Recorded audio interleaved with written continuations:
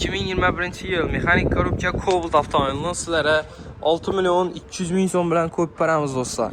Maşinimiz metan gazları var. Çok olsa 28 bin kilometre yürüttürdü.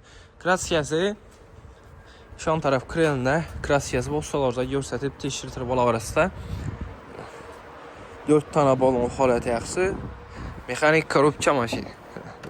Çexolu, poliki, hem mərsəsi var. 28.266 kilometre yürüttürdü maşin. Salonlarım taze olur bir tane. Çok olsaydı. Gəlib ədək körübal arası. Baxasına yaladım. Basak baxası 136 milyon som.